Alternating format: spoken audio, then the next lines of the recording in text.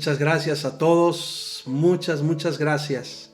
Sean muy bendecidos. Gracias por tomarse estos minutos y acompañarnos en estos estudios breves que estamos haciendo, buscando cada vez que podemos reunirnos, añadir algo, ¿verdad? En un tiempo breve, pero añadir algo. Y estamos ya por varias semanas en la serie que yo he llamado Buenas Noticias, lo que todos necesitamos. Y realmente para mí es un gozo estar leyendo las Escrituras. Cada vez que empiezo a leer los Evangelios, me doy cuenta de tantas cosas que descubren lo que hay en el corazón de todos los hombres. Y veo que lo que hay en el corazón de todos es una enorme necesidad de buenas cosas.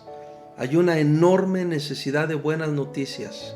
Uno puede ver en los evangelios a personas de lo que ahora llamamos o de lo que podemos llamar distintos estratos sociales. Y uno puede ver o leer acerca de personas que vivían bajo condiciones muy difíciles, pero también uno puede leer acerca de funcionarios, acerca de gobernantes, a gente de personas que tenían una cierta posición social, y unos y otros estaban tan necesitados, así como un leproso o como muchos leprosos tenían una gran necesidad de sanidad o de ser sanos. También, por ejemplo, un centurión tenía la enorme necesidad de ver la sanidad de uno de sus siervos. Y así podemos hablar de muchos de los casos que podemos leer en los evangelios, y cada uno de ellos deja ver las necesidades que nos siguen siendo tan comunes en el día de hoy a ti y a mí.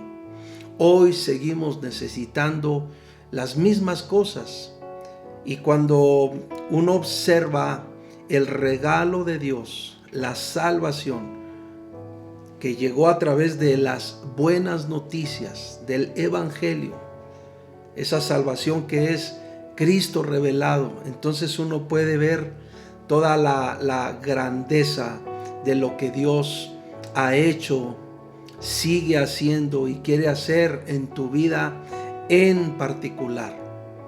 En la transmisión anterior comenté que mientras vamos observando el desarrollo de la palabra evangelio en el Nuevo Testamento, uno puede observar cómo este concepto o esta palabra tiene varias implicaciones.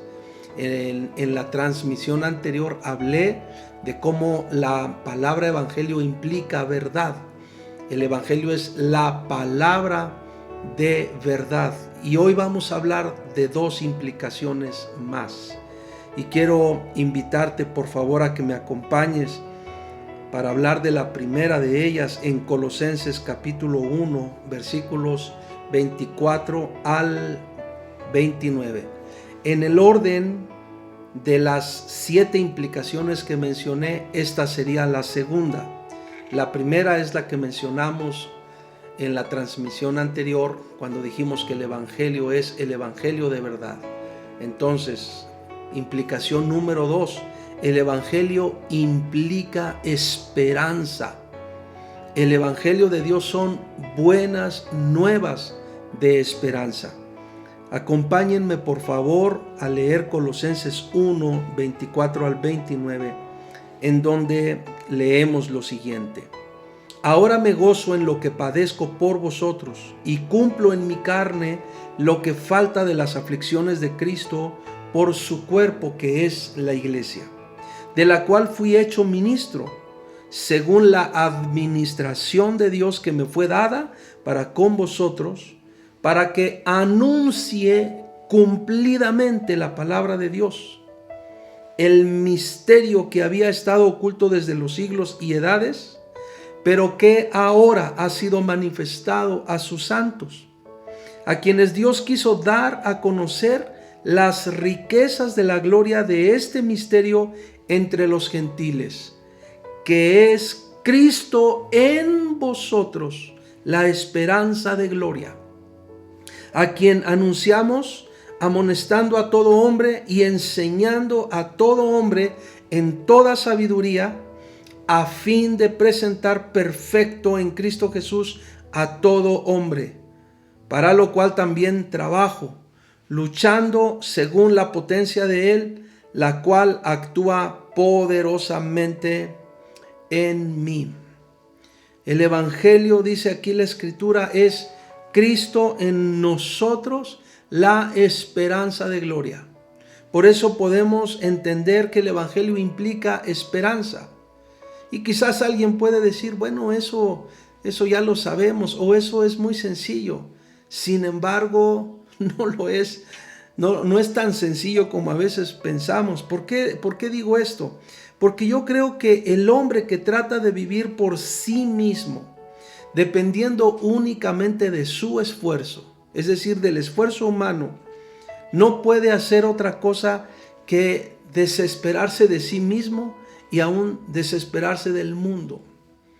Como te mencionaba recientemente, cuando uno hace una evaluación de sus propias experiencias, seguramente muchos de nosotros nos hemos encontrado con terribles decepciones, aún de nosotros mismos, de cómo solemos muchas veces soltar las cosas, abandonar las cosas, cómo solemos dejar las cosas a medias, y todo eso trae un sentimiento de frustración terrible.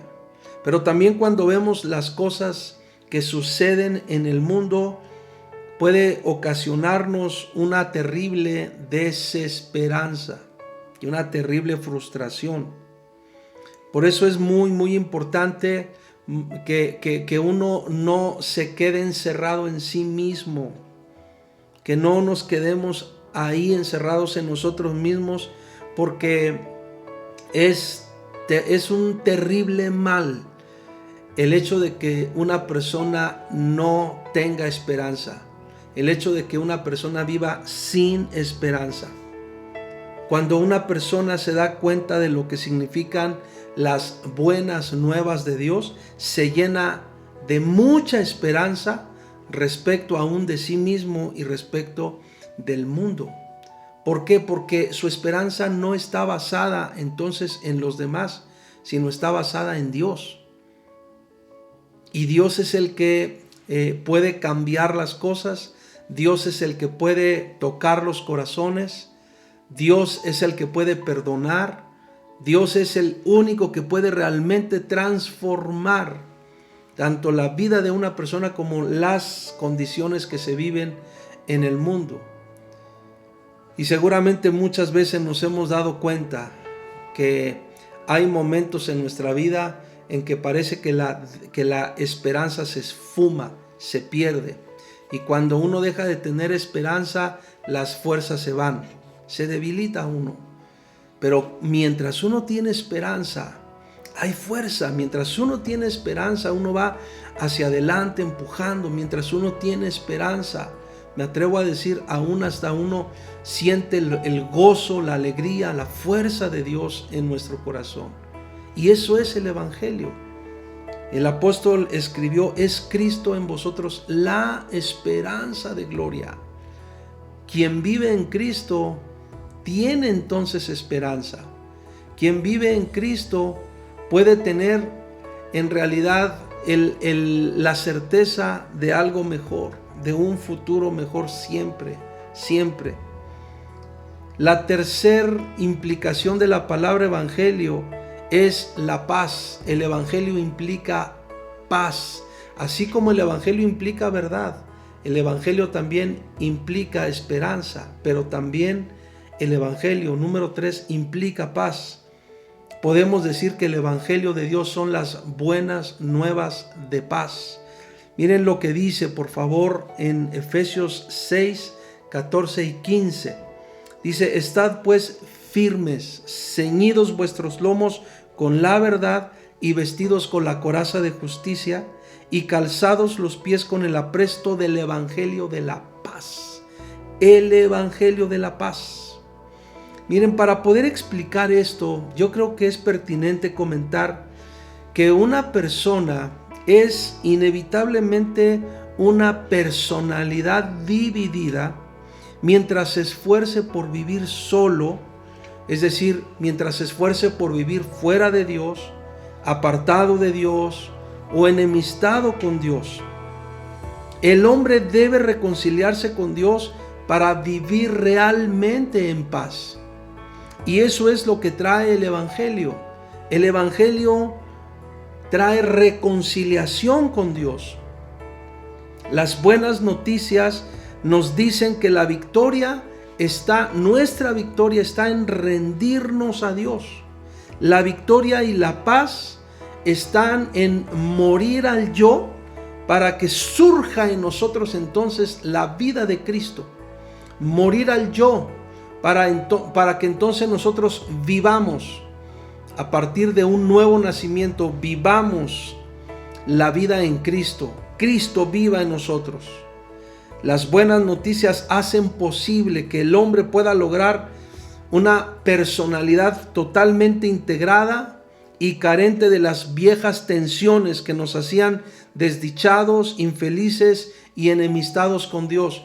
Porque quien vive enemistado con Dios vive sin paz. Y cuando una persona no tiene paz, una persona vive desdichada, vive infeliz, vive bajo un ambiente de hostilidad, de enojo, de molestia, de insatisfacción, de frustración y aún de mucha ira, lo cual desata cualquier cantidad de expresiones de violencia y de falta de respeto y de atentar contra la dignidad de los demás. Necesitamos la paz de Dios. Necesitamos vivir en paz. Necesitamos vivir el Evangelio de Dios, porque el Evangelio de Dios es paz. ¿Cuántos de nosotros reconocemos que en muchos momentos hemos necesitado paz en nuestros pensamientos, paz en nuestro corazón, paz en nuestro espíritu, paz en nuestra casa, paz en la relación matrimonial, paz en la relación con nuestros hijos, paz en el tema de la economía? ¿Cuántos de nosotros reconocemos que muchas veces hemos necesitado paz aún en el tema de la salud? Porque cuando no hay paz, entonces hay una terrible incertidumbre, hay una zozobra, hay hasta miedo, hay intranquilidad y hay irritabilidad. Necesitamos paz, y las buenas noticias de Dios son su Evangelio de la paz. Eso es lo que necesitamos y eso es lo que implica el Evangelio. Así que hasta hoy, recuerda, el Evangelio de Dios implica, número 1, verdad. Número 2, esperanza. Y número 3, paz. Tengamos la seguridad de que si tú y yo abrimos nuestro corazón al Evangelio de Dios, también se manifestarán esas virtudes en nosotros. Padre, en el nombre de Jesús, gracias por tu palabra. La recibimos con gratitud y gozo. Y gracias por poner y mantener tus ojos en nosotros para salvación. Gracias por nuestro Señor Jesucristo. Amén y amén. Les agradezco mucho su atención y su participación en estas transmisiones. Saludos y bendiciones a todos.